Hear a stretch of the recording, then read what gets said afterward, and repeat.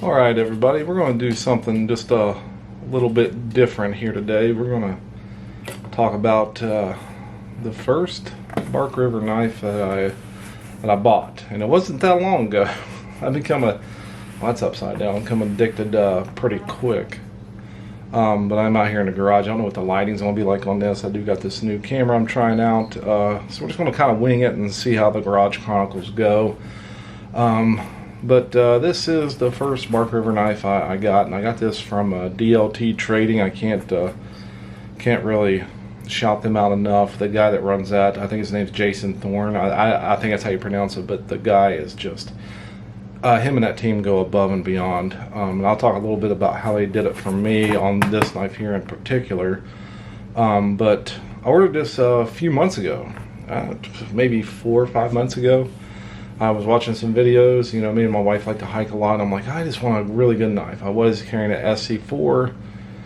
Just didn't feel, I don't know, just the quality wasn't there. It don't stay sharp at all. You know, you usually got whittle with a little bit, you got to sharpen the thing. It's ridiculous. So I watch a lot of videos, and anyone who watches knife videos runs into those characters, the Dutch bushcraft knife boys, and every video they got, they talk about Bark River and the Bravo-1, things like that. But this right here is the Bark River Bravo-1. As you can read the end of it there. Bravo-1 CPM 3V. I'm a big fan of the green canvas micarta. It is rampless, and I didn't order the original with red liners. So I'm going to talk about what happened when I got the knife. And we'll take it out here and just take a look at it. As you can see, this knife is, it's brand new. I've never, you know, it's probably got some wicked wax on it, but I've never used this knife for anything. I've never cut anything with it. I've never really used it. Oh, look how fat that is. I don't know how that's showing up on the camera, but just look at that. Man, that is a big, thick boy. But the original one I got, it was a green canvas micarta. It was no liners, no ramp. But when I got it, there was divot into the micarta right here, and you know, I'm a stickler. I got the knife and it was so pretty. I was like, I don't even know if I want to use this, but it was bothering me, and I reached out on the first day. I didn't hear anything, so I just posted to the Bark River Boys Facebook page, and the owner of DLT got back with me immediately and said he will rectify the situation. He sent me an email the following day. Hey, we'll take care of this. The only one I have is one with red liners. Do you just want your money back, or you want the one with red liners? I said, I'll take the one with red liners, and you can charge my card, because the service was just impeccable. Like I said, it was just a little divot here, and I sent him pictures and a video of it, actually. And I got this knife 2 days after that. I shipped mine back, and they sent this one to me 2 days later, and this is the knife I got. And if you look, it is just a stunning knife. You can see it's got the, you know, the maker's mark there, the Bark River. I don't know how well you guys can see that, because I really can't see what you're looking at in the camera. Just a solid knife. Everything is, the fit and finish is pretty decent on this, you know, for what you're getting. If you look, you know, always keep my receipts, always keep the paperwork. And when this knife came, it came wrapped very well in this paper here. So, you know, the people at DLT didn't see it, and quite frankly, it was so small. I'd say whoever was packaging it up at Bark River or whatever, and they just didn't notice, and it was small, and it looked like it got into maybe a piece of machinery, or maybe someone dropped it against something, maybe. I don't know, but they took care of it.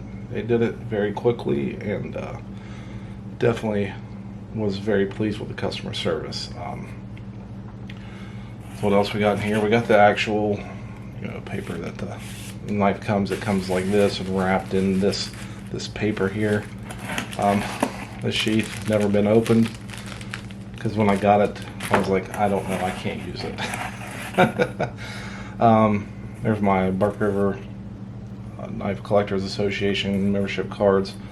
Always comes with stickers. Everything you get from DLT just comes with stickers galore. I got more stickers. I think I maybe threw these in here from something else I ordered from them, but you know, you just get everything. You know, they take good care of you. And this knife right here was probably, I don't know, probably about 270 bucks, I'd say, with the liners. But you feel it, and you just feel the weight. You feel the girth, and the way you can hold it is just phenomenal. Just the grip you can put on this. Oh no, it's definitely a good knife. I got the actual 3V gunny to match this knife. Green canvas micarta, red liners. Also got another gunny in A2 just to beat around. It's a ramped one in A2, and I actually sent it back to have the ramp removed and a full height grind put on the knife itself. Just waiting on that to get back. You know, they only charge you $25 for that. You can't beat it, because I just wanted something different. You know, I've got this, I've got the gunny 3V, I've got the gunny A2, I've got the ULB with the elk stag handle that I've put in previous videos, and also got the Magna Cut Bushcrafter Scout on pre-order. That knife was very, very successful run of that. So what we'll do is we'll just take some measurements. The overall length of the knife here, what is that going to be? Probably 9, right about 9 1/4 maybe. The blade itself going to be about a 4.5 inch blade. Well, 4 1/4, 4 1/4. You know, we'll look at the weight. Let's see how much this sucker weighs. Let's do her in ounces. See what we're looking at here. 9.3 ounces. I don't know if you guys can see that or not, but it is 9.3 ounces on the old food scale. I don't measure what I eat anymore. I used to quite religiously, but I just don't do that anymore.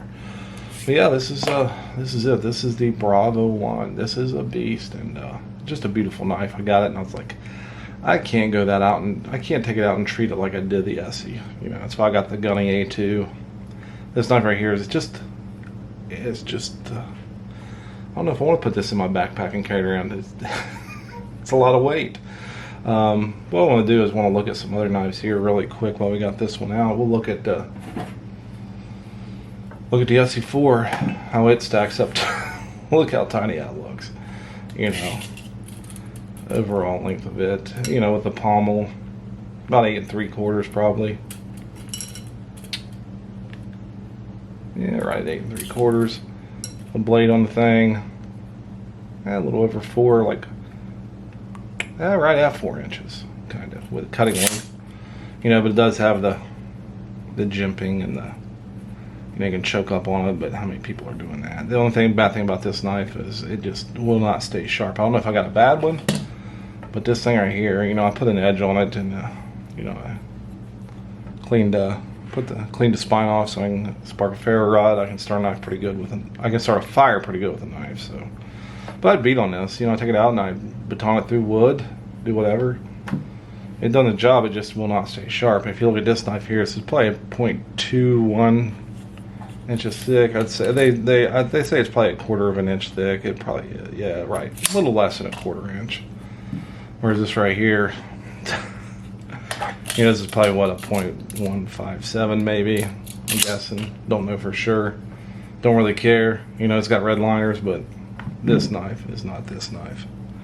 There's a huge difference, and you can see it and you can feel it.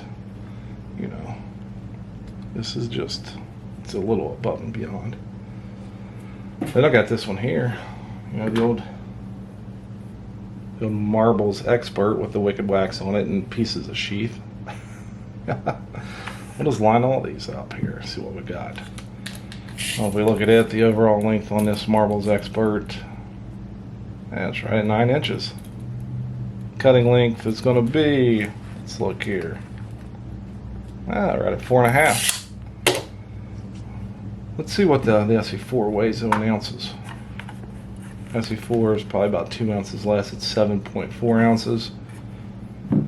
The Marbles Expert, 5.2. Gotta admit, that knife does feel good. It does look better than it did when I first got it. Some of the browns, I did put some open-offs. Took some 1,000 and 2,000 grit paper to the actual leather and put the open-offs on it. You know, just stuff in that sheath, it just gets it so gunky. This knife looked like $1 million when I got done with it, but you put it back in that crappy sheath and things just fall on it. Yeah, here's 3 iterations of the knife. You know, which one would you carry in the woods? Personally, if I'm hunting, I'm taking this one. You can skin some animal with this. Pretty thin stock. You're going to be able to slice and dice a lot better with this. This thing is razor sharp. Put a nice convex grind on that. This, I don't know, if you're going to pick it up and throw it at somebody, maybe. This right here will do both. You know, this is going to take care of all your needs. You can baton this through a damn, I don't know, through a concrete block and probably strop it and come back sharp. You know, you watch them Dutch bushcraft boys and they baton these through frying pans and all kinds of stuff. It's a beast. But I'll probably never use it. I'll probably just leave it to one of my boys and let them love on it and care for it and do whatever they want with it. But you know, it's just a little talk about the Bravo-1. I've had that knife for a while and I've been doing these knife videos. But you know, this is the first time I've got to talk about in depth about the bigger bark rivers. I'm not into huge big knives. People got them taupe recons and crusaders and things like that. That's not my alley. I'm into something a little bit smaller. You know, I do hike and, you know, I don't know if it's fathomable to go out hiking and use this, and, you know, don't think I would, but I love having it and I'll never get rid of it. I'll tell you that for sure. This thing right here is just, you feel it and you just feel the quality behind that. As opposed to this is like, I don't know, SE's a good, they're a good team over there. It's just, this is not this. And back in the day, this is what, you know, everyone loved. But I mean, if you look at that, you're not starting a fire with that, and I don't think you're gonna survive with it if you got a gun with you. You know, shoot an animal, clean it, kill it. This right here is probably pre-World War II, I'm guessing. This knife right here. I bought the Goins encyclopedia and I tried to look up the actual maker's mark, what it says there, and try to get some information, but that encyclopedia didn't have much regarding marbles and dates and things like that. But it is what it is. This is a look at the Bravo-1 CPM 3V rampless, red liner, green canvas micarta versus an SE4 and a old marbles expert that I've kind of put some life back into.